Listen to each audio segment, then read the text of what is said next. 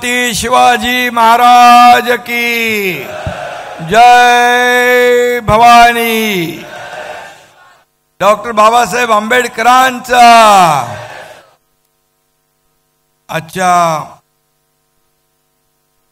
या विविध विकास कामांच्या भूमिपूजन सोहळ्याला उपस्थित ज्यांनी 547 कोटी रुपये विविध प्रकल्पांना आणण्यासाठी पाठपुरावा केला ते आपल्या सगळ्यांचे लोकप्रिय आमदार नरेंद्र भोंडेकरजी आणि व्यासपीठावर उपस्थित किरण पांडव, अनिल गायधने, अश्विनीताई भोंडेकर, नायडू, मुकेश तिवारी, आशिष देसाई, किशोर चौधरी, सविताताई तुर्क, श्रीकांत पंचबुद्धे, आशाताई गायधने, रेड्डीजी आणि आपले जिल्हाधिकारी Kumbhejkar, CO Kurlkoti, IG Tsering Dorje, SP Bhandara Lohit Matani, व्यासपीठावर उपस्थित सर्व मान्यवर आणि बऱ्याच उशिरापासून आपण या ठिकाणी उपस्थित आहात. कार्यक्रमाला उशीर झाला त्याबद्दल आपल्या सगळ्यांची दिलगिरी व्यक्त करतो. कारण जे आपलं जलपर्यटन केंद्राचं भूमिपूजन झालं ते पाहिल्यानंतर मी भंडाऱ्यात आलोय का कुठं परदेशात गेलोय अशा प्रकारचं तिथं वातावरण आणि त्या ठिकाणी पाहायला चित्र मिळालं. खरं म्हणजे आज आपले आमदार कसा असावा, आदर्श आमदार कसा असावा याचं ज्वलंत उदाहरण आपले नरेंद्र भोंडेकर यांच्याकडे पाहत आहे.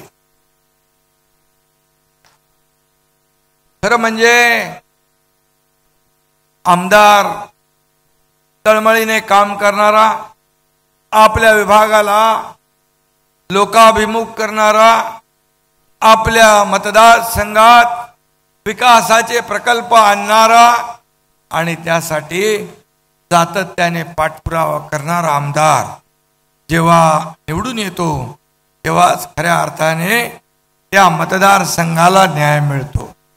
आणि म्हणून मी तुम्हाला धन्यवाद देईन की तुम्ही भाग्यवान आहात की तुम्ही नरेंद्र भोंडेकर याच्यासारखा आमदार निवडून दिला आणि त्याने आज 547 कोटी रुपये आज या ठिकाणी आणले. खरं म्हणजे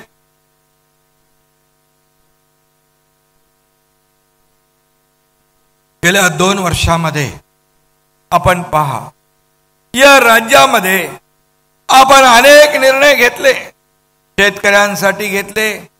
6,000 रुपये केंद्राचे होते, 6,000 रुपये त्यात आणखी राज्याचे टाकले, 12,000 रुपये शेतकऱ्यांना मिळत आहे. 1 रुपयामध्ये पीक विमा योजना देणारं हे पहिलं राज्य आहे. 3,500 कोटी रुपये त्यांचा जो विम्याचा हप्ता आपलं सरकार भरत. मला आठवत आहे तेव्हा भोंडेकर आणि यांनी मागणी केल्यानंतर आपण धानाला देखील 700 रुपये धानाला बोनस देणार हे आपलं महायुतीचं सरकार आहे. आज मगाशी सांगितलं ज्यांनी रेग्युलर परतफेड केली आहे 50,000 रुपये त्यांचे देणं बाकी आहे. कलेक्टरनं मी सांगितलंय त्यांनी 4,646,572 शेतकऱ्यांना हे पैसे मिळाले. पण उर्वरित शेतकरी जे बाकी आहे यांना तात्काळ ते पैसे द्या अशा प्रकारचे निर्देश मी त्यांना दिलेले आहेत. आणि म्हणून शेतकऱ्यांच्या अनेक योजना आपण केल्यात. आणखी नजीकच्या काळामध्ये देखील शेतकऱ्यांसाठी आपण अनेक योजना करणार. शेतकरी आपला अन्नदाता आहे, आपला मायबाप आहे, त्याला वाऱ्यावर कधी सरकार सोडणार नाही. आज महिला भगिनी इकडे मोठ्या प्रमाणावर बसलेले आहेत, इकडे मोठ्या प्रमाणावर बसलेले आहेत. त्याच्या मागे ही जगदंबा आई भवानी उभी असते, नारी शक्ती उभी असते. त्याला कोणी पराभूत करू शकत नाही. अशा प्रकारची ताकद नरेंद्र तुझ्या पाठीशी आहे. आणि बांधव सगळे बसलेले आहेत.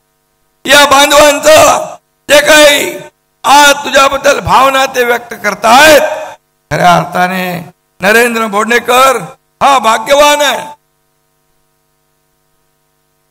की अपक्ष निवडून आलेला असताना देखील, अपक्ष निवडून येणं सोपी गोष्ट नाही आहे. कामाच्या जोरावर तो निवडून येतो. परंतु आतापर्यंत त्याने बाळासाहेबांचे विचार पसरवण्याचा प्रयत्न केला, बाळासाहेबांचे विचार वाढवण्याचा प्रयत्न केला. मी आपल्याला अभिमानाने सांगतो, जेव्हा 2 वर्षापूर्वी या राज्यामध्ये आपण सत्तांतर घडवलं, सर्वसामान्य माणसाच्या मनातलं सरकार आणलं, त्यावेळेस नरेंद्र भोंडेकर या एकनाथ शिंदेच्या खांद्याला खांदा लावून उभा होता. आणि म्हणून 50 लोक आज आपल्या त्या संघर्षाच्या काळामध्ये सोबत होते. आणि म्हणून मी त्यांना सांगितलं की आता तुम्ही संपर्क प्रमुख आहात, शिवसेनेचं काम करताय. आज आपल्याला अधिकृतपणे काही वेळेस आपल्याला काही बाबी कराव्या लागतात. आणि आज त्यांनी बाळासाहेबांच्या शिवसेनेमध्ये अधिकृतपणे प्रवेश केला, त्याबद्दल मी त्यांचं मनापासून अभिनंदन करतो, मनापासून स्वागत करतो. तो नाही तर ते तुला कुठलं पद होता? जिल्हा संपर्क प्रमुख, नाहीतरी काम करतच होते. परंतु आता या निवडणुकांमध्ये आपण पाहिलं, या निवडणुकांमध्ये फेक नरेटिव्ह, खोटे नरेटिव्ह पसरवले. संविधान बदलणार, आरक्षण जाणार, या आपल्या दलित मागासवर्गीय बांधव भगिनींना त्यांना खोटा प्रचार केला. आदिवासींमध्ये खोटा प्रचार केला, मुस्लिम मध्ये लोकांमध्ये प्रचार केला. आणि हे एकदाच होत, पुन्हा पुन्हा होत. आणि म्हणून आज मी आपल्याला सांगतो, 30 जागा महाविकासित आघाडीच्या आल्या असल्या तरी मतदान जे आहे, मतदान महायुती आणि महाविकास आघाडीला एक समान झालेला आहे. त्यामुळे 5 विधानसभा मतदारसंघात आपला उमेदवार पुढं, एक मतदारसंघ आला आणि त्या मतदारसंघात 4 ते 5 मतदारसंघाचा लीड तोडला गेला. पण हे काम, हे खोटं नरेटिव्ह पसरवून केलंय. मला सांगा की बाबासाहेबांचा पराभव कोणी केला? मला सांगा तुम्ही. बाबासाहेब आंबेडकरांना पराभूत कोणी केलं? काँग्रेसने केलं. एकदा नाही, 2दा. बाबासाहेब म्हणाले, हे काँग्रेस जळकं घर आहे, यापासून दूर राहा. हे बाबासाहेबांचे शब्द. आज नरेंद्र मोदी यांनी लंडन मधलं बाबासाहेबांचं घर स्मारक म्हणून तयार केलं. आज नागपूर मधली दीक्षाभूमी विकसित आपण करतोय. मुंबई मध्ये हिंदू मिल मध्ये जगाला हेवा वाटावा असं स्मारक आपण करतोय. संविधान बदलणार, बदलणार. मग अशी नरेंद्र बोंडेकर यांनी म्हटलं, 50-60 वर्ष या काँग्रेसला संविधानची आठवण झाली नाही. पण नरेंद्र मोदीजी सरकारमध्ये आले 2014ला आणि त्याने 2015 पासून संविधान दिन साजरा करायला सुरुवात केली. मग मला सांगा, मोदीजींनी शपथ घेताना संविधान डोक्याला लावलं होतं, बघितलं आपण सगळ्यांनी. आणि म्हणून जब तक सूरज चांद रहेगा बाबा साहेब का संविधान नहीं बदलेगा. हे सगळं हे असा, हे खोट्या अफवा, खोटा प्रचार, आणि त्याच्यामध्ये नरेंद्र आपण फोडून काढायला कमी पडलो, ही वस्तुस्थिती आहे. परंतु मी आपल्याला सांगतो, शिवसेनेचं मी फक्त सांगतो, उभाटा आपण आणि उभाटा 13 जागा समोर समोर लढवल्या. परंतु तुमच्या बाळासाहेबांच्या विचारांच्या शिवसेनेने धनुष्यबाणाने 13 पैकी 7 जागा धनुष्यबाणाने जिंकल्या. म्हणजे 6 जागा तुमच्याकडे, 7 जागा आमच्याकडे. 19% मतदान शिवसेनेचं, त्यापैकी तुमच्या धनुष्यबाणाकडे 14.5% मत आपल्याकडे आले.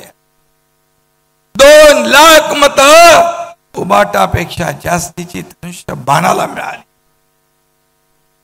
आणि हे आता खोटं नरेटिव्ह पसरवून जो विजय मिळवला ती एक सूज आहे. सूज कायम राहते का? सूज उतरते. त्यामुळे मी आपल्याला सांगतो, आम्ही त्यांच्यावर टीका करत नाही. महाविकास आघाडी दररोज सरकारच्या कामावर टीका करते. मी म्हणालो, हा एकनाथ शिंदे तुमच्या टीकेला टीकेने उत्तर देणार नाही, तर कामातून उत्तर देणार. आणि आज हे उत्तर 547 कोटी रुपयांनी आपण दिलेलं आहे. आणि म्हणून मी आपल्याला एवढंच सांगतो की नरेंद्र भोंडेकर हा सातत्याने लोकांमधला आमदार आहे, लोकांमध्ये मिसळणार आहे.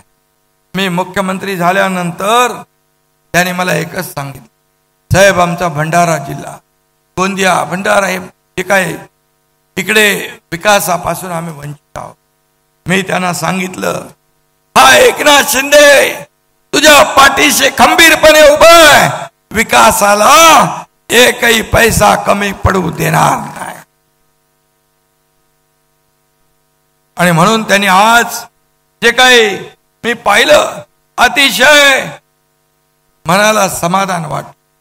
जागतिक दर्जाचं पर्यटन स्थळ या ठिकाणी उभं राहत आहे. आपल्या राज्यातलेच नाही, देश विदेशातले लोक पण इथे येतील, या पर्यटनाचा आनंद घेतील. तुम्हाला आनंद होईल. भंडारा, गोंदिया, चंद्रपूर या जिल्ह्यातल्या लोकांना त्याचा आनंद लुटता येईल. आणि इथल्या स्थानिक लोकांना रोजगार मिळेल, स्वयंरोजगार मिळेल. त्यांच्या स्वतःच्या पायावर ते उभे राहतील. आणि अशा प्रकारचं काम या माध्यमातून इथे हॉटेल होतील, बाजारपेठा येतील, दुकाने येतील. या ठिकाणी सगळं सुरू होईल, व्यापार उदीम होईल. आणि म्हणून आज या भागाला देखील चांगले दिवस आल्याशिवाय राहणार नाहीत असा विश्वास मी या ठिकाणी व्यक्त करतो. भंडाऱ्यामध्ये आल्यानंतर एक वेगळा अनुभव या ठिकाणी मिळतो, एक वेगळा आनंद मिळतो. बघा, तुम्हाला एवढा उशीर झालाय तरी सुद्धा एकही माणूस इथला हटला नाही. माझ्या पत्रकार मित्रांना माझं सांगणं आहे, तुमचे कॅमेरे अगदी शेवटपर्यंत फिरवा. शेवटपर्यंतचा माणूस जागता हल्ला नाही. हे प्रेम आहे, हे भंडारावासियांचं प्रेम आहे. आणि म्हणून तुमच्यासाठी जेवढं करू तेवढं कमीच आहे. आणि म्हणून तुम्हाला विकास कामांना पैसे देताना सरकार कधी हात आखडता घेणार नाही, हा शब्द या एकनाथ शिंदेचा. आणि आपल्याला माहित आहे, मी सर्वसामान्य कार्यकर्ता आहे. मी सातत्याने सर्वांना भेटत असतो. नरेंद्र मगाशी म्हणाला, अरे नरेंद्र नावामध्ये तुझ्या ताकद आहे. तिकडे दिल्लीमध्ये एक नरेंद्र आणि त्या भंडाऱ्यात एक नरेंद्रनी सांगितलं पूर्वी काय परिस्थिती होती. पूर्वीची परिस्थिती मी पण पाहिली, पण आता परिस्थिती बदलली आहे. वर्षा हे निवासस्थान मुख्यमंत्र्याचं जरी असलं तरी ते मी समजतो माझ्या या जनतेचं ते निवासस्थान आहे. त्याला कधी तिथं यायला अडथळा येता कामा नये अशी भावना माझी आहे. तुम्हाला मी एकच सांगतो की हा एकनाथ शिंदे मुख्यमंत्री असला तरी सुद्धा कार्यकर्ता म्हणूनच काम करतोय. कालही कार्यकर्ता, आजही कार्यकर्ता आणि उद्याही कार्यकर्ता म्हणूनच काम करेल हे मी आपल्याला सांगू इच्छितो. आणि म्हणून मी लोकांमध्ये असतो. आमचा नरेंद्र लोकांमध्ये असतो. तर नेता कार्यकर्ता घरात नाही तर लोकांच्या दारात शोभून दिसतो. अशा प्रकारच्या शिवसेनेचं आपलं काम आहे.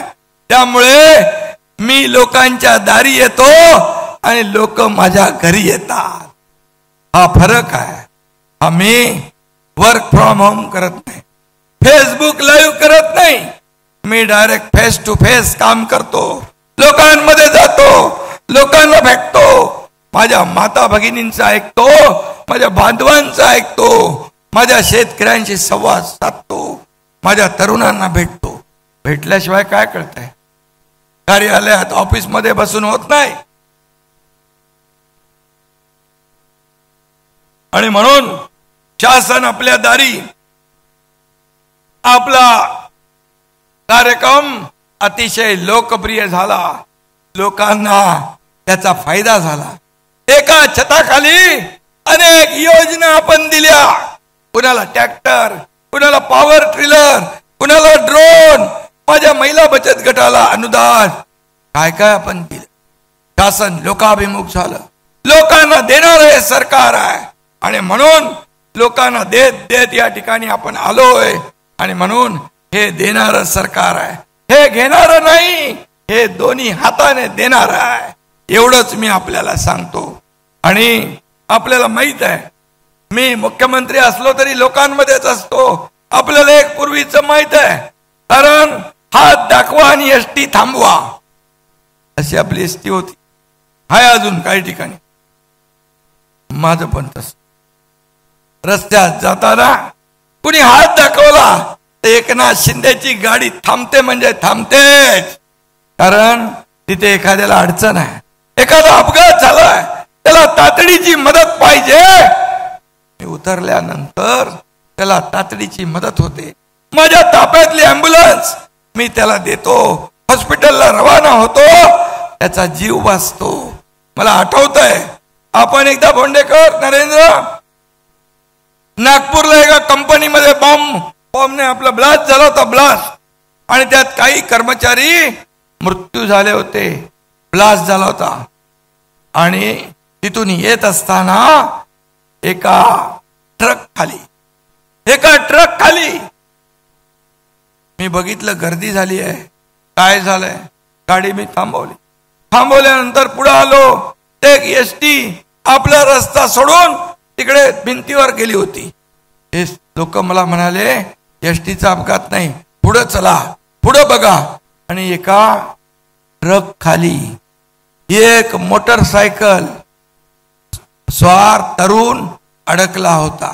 मोटरसायकल सकट अडकला होता. मी थांबलो. सगळ्या माझ्या पोलिसांना, तिथल्या लोकांना बोलवलं. म्हणालो सगळं जे काही उपाय ताकद लावायची तेवढी लावा, याला बाहेर काढा. बांधवानो भगिनीनो सगळं केलं. कोणी टॉम्बी लावली, कोणी जॅक लावला, सगळं केलं आणि त्या माणसाला बाहेर काढला. जिवंत बाहेर निघाला तो तरुण आणि त्याला आपल्या ॲम्ब्युलन्स मधून रवाना हॉस्पिटलला केला. किरण पांडव इथं आहे आणि तो त्याला घेऊन गेला. यासाठी मी नेहमी कुठेही मुख्यमंत्रीच्या तोऱ्यामध्ये मी राहत नाही. मी सर्वसामान्य माणूस म्हणूनच मी काम करतोय. सिम्प्लिसिटी, ॲक्सेसिबिलिटी आणि क्रेडिबिलिटी हीच माझी आयडेंटिटी असं मी मानून काम करतो. सीएम म्हणजे लोक म्हणतात चीफ मिनिस्टर, मी म्हणतो सीएम म्हणजे कॉमन मॅन, सर्वसामान्य माणूस. माझ्या डोक्यामध्ये सर्वसामान्य माणसाची वेदना आणि दुःख माझ्या मनामध्ये आहे. एका शेतकऱ्याचा मुलगा या राज्याचा मुख्यमंत्री झाला, हे अनेक लोकांच्या पचनी पडलं नाही. कसं पडणार? कारण सोन्याचा चमचा घेऊन आलेले लोकच मुख्यमंत्री झालं पाहिजे असा त्यांचा भ्रम होता. परंतु जेव्हा अति व्हायला लागलं, या राज्यामध्ये लोकांवर अन्याय होऊ लागला, प्रकल्प बंद पडू लागले, तेव्हा एकनाथ शिंदेने धाडस केलं आणि हे सरकार पलटवून टाकलं. सर्वसामान्यांचं सरकार आम्ही आणलं आणि त्यामध्ये नरेंद्र भोंडेकर मगाशी मी सांगितलं सगळ्यात पुढे होता. आज माता भगिनी इकडे आहेत, माता भगिनी इकडे आहेत. एसटीला 50% सवलत देऊन टाकली. एसटीने जातात ना सगळे लोक, 50% एसटी सवलत दिली. लेक लाडकी लखपती योजना आपण केली. मुलीचा जन्म झाला 5,000, पहिलीत शाळेत जायला लागली 7,000, 5वीत गेली 8,000, 11वीत गेली 10,000, 18 वर्षाची झाली 1,00,000 रुपये आपण त्या मुलीच्या खात्यामध्ये जमा करणार हे सरकार. आणि म्हणून हे सर्वसामान्यांचं सरकार, सर्वसामान्यांना न्याय देणारं सरकार आहे. आणि म्हणून शेतकऱ्यांना देखील दिवसा वीज मिळाली पाहिजे, यासाठी आपण कृषी पंप, कृषी फिडर सोलरवर टाकतोय. मी आता काही गोष्टी सांगणार नाही आपल्याला, परंतु आपल्याला मी एकच सांगेन की हे सरकार सर्वसामान्य शेतकऱ्यांना देखील आपण न्याय देतोय. आणखी जे काही द्यायचं आहे तेही हे सरकार देणार. माझ्या माता भगिनींना सक्षम करण्याचं काम हे सरकार करेल. युवकांना त्यांच्या हाताला काम देण्याचं काम सरकार करेल.